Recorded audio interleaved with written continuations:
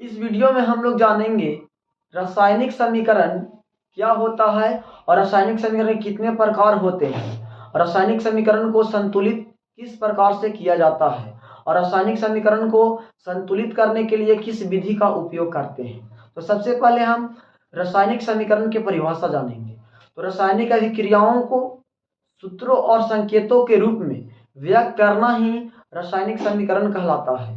और रासायनिक समीकरण को दो वर्गों में बांटा गया है।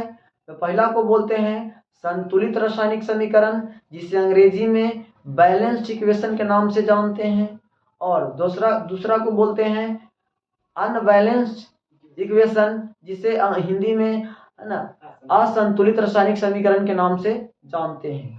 और असंतुलित रासायनिक समीकरण को संतुलित करने के लिए अनुमान विधि का प्रयोग किया जाता है, जिसे अंग्रेजी में हम लोग हीट एंड ट्रायल मेथड के नाम से भी जानते हैं। तो आइए हम असंतुलित रासायनिक को संतुलित करने के लिए सीखते हैं।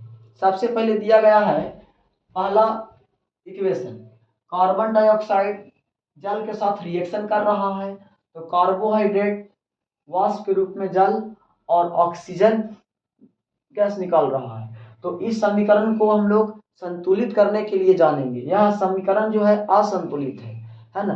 असंतुलित रासायनिक समीकरण किसे कहते हैं और संतुलित रासायनिक समीकरण किसे कहते हैं। तो सबसे पहले हम जानेंगे कि संतुलित रासायनिक समीकरण क्या होता है। तो संतुलित रासायनिक समीकरण वैसा समीकरण है जिस समीकरण के दोनों साइड के तत्वों के परमाणुओं की संख्या यदि समान होता है तो उसे हम लोग संतुलित रासायनिक समीकरण के नाम से जानते हैं।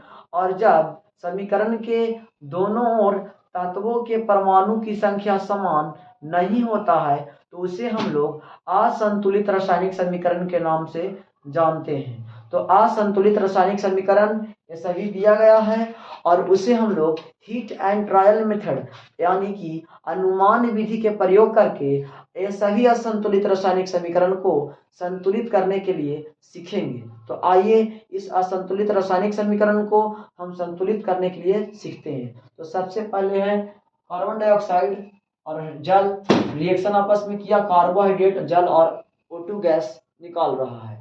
तो हम सबसे पहले देखेंगे कि जब भी असंतुलित रासायनिक समीकरण को संतुलित करना हो तो सबसे बड़ा परमाणु देखेंगे। तो यहाँ सबसे बड़ा परमाणु हाइड्रोजन है।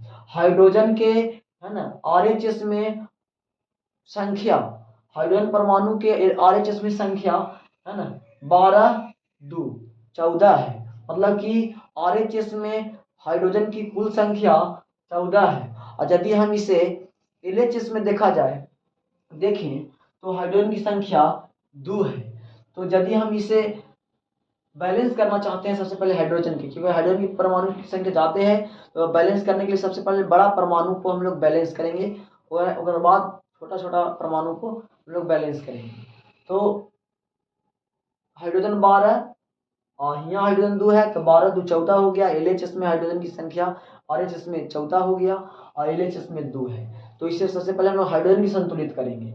यदि हम हाइड्रोजन को 12 से मल्टीप्लिकेशन करते हैं, जब 12 से मल्टीप्लिकेशन करते हैं तो हाइड्रोजन के 2 परमाणु 2 से यदि हम 12 में गुना करते हैं तो 12 दूनी की 24, मतलब हाइड्रोजन के कुल परमाणु 24 हो गया और इधर हाइड्रोजन के कुल परमाणु 14 है।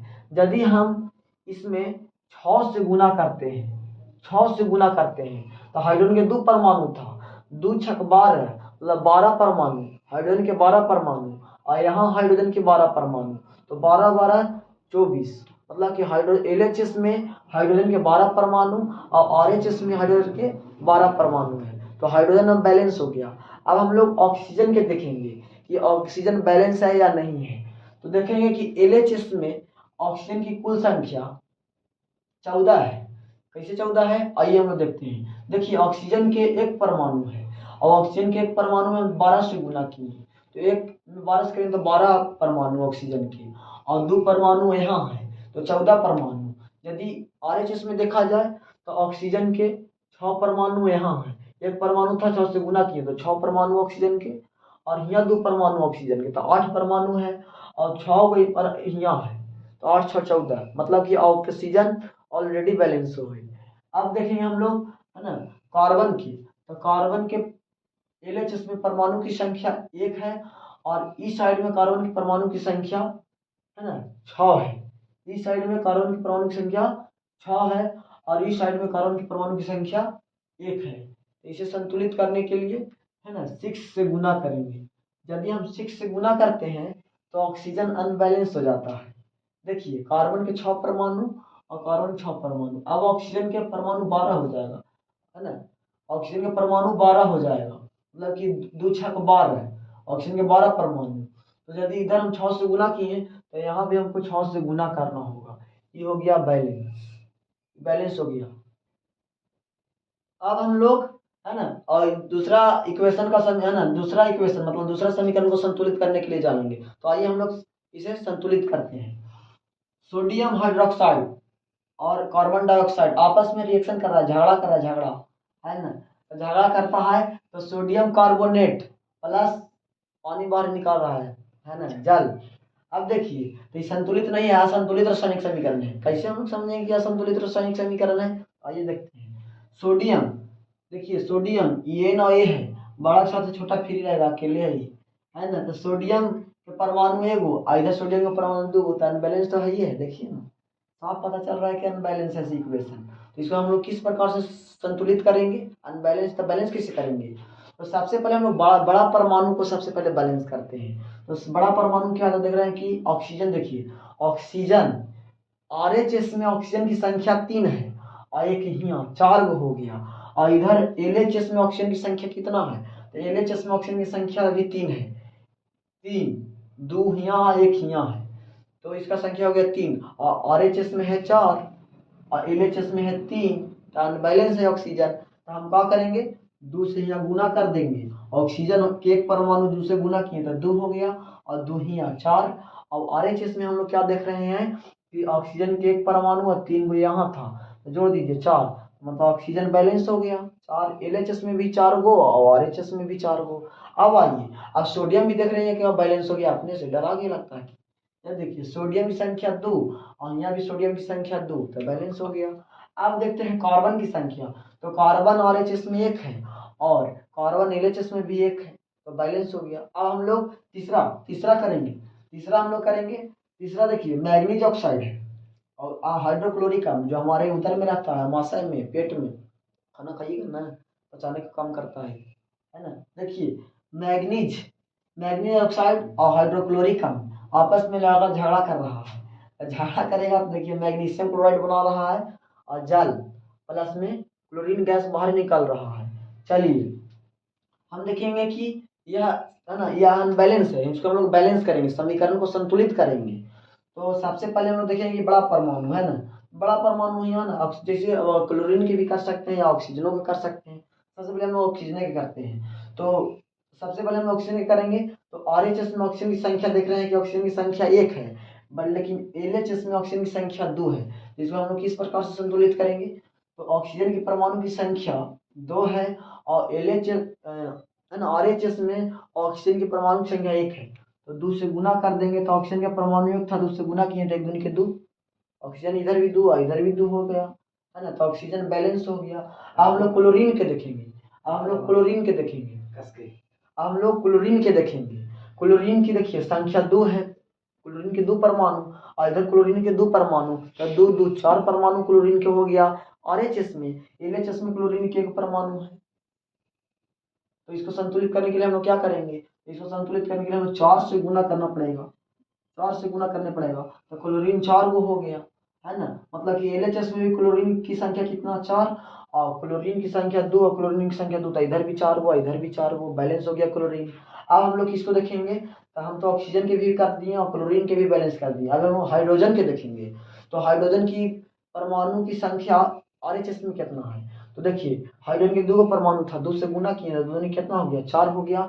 मतलब कि RHS में हाइड्रोजन 4 है, तो LHS में हम लोग देखेंगे तो LHS में परमाणु 1 था, 4 से गुना किए तो 1 में 4, 1 चौके 4, 4 हाइड्रोजन हो गया। मतलब कि ऑलरेडी हाइड्रोजन बैलेंस हो गया। अब मैग्नीज हम लोग देखेंगे तो मैग्नीज, RHS में मैग्नीज की संख्या 1 है। देखिए बड़ा है, बड़ा के साथ छोटा लिखा रहेगा तो दो नहीं समझना, एक समझना, बड़ा के साथ छोटी फ्री फ्री रहता है ना। यदि इधर देखिए इधर भी मैग्नीज है, एक हुआ, इधर भी मैग्नीफिक परमाणु संख्या एक है। अब हम लोग चौथा के देखेंगे, है ना। चौथा नंबर देखिए है ना, ये नाइट्रिक अम्ल है, और नाइट्रिक अम्ल कैल्शियम हाइड्रोक्साइड। ये देखिए ये खैनी के साथ चूना में चूना का प्रयोग करते हैं। ये देखो ये है चूना, जिसको हम लोग खैनी के साथ प्रयोग करते हैं, है ना। 80 चुटकी 90 ताल खैनी रगड़ के मुंह में डाल, है ना। इसी का प्रयोग होता है खैनी में, और इसका प्रयोग दीवार को सफेदी कराने के लिए भी करते हैं।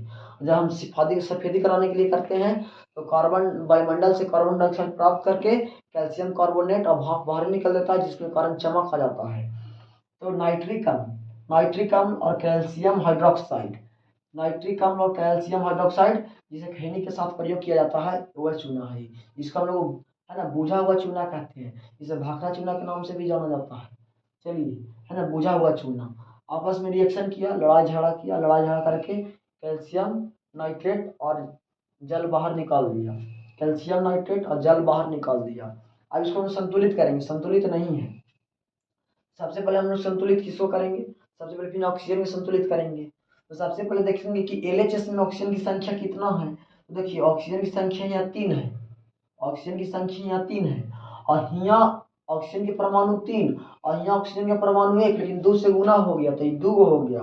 तो ऑक्सीजन के 2 परमाणु और ऑक्सीजन के 3 परमाणु, तो कुल एलएचएस में कितने ऑक्सीजन के परमाणु हो गया, तो 5 हो गया।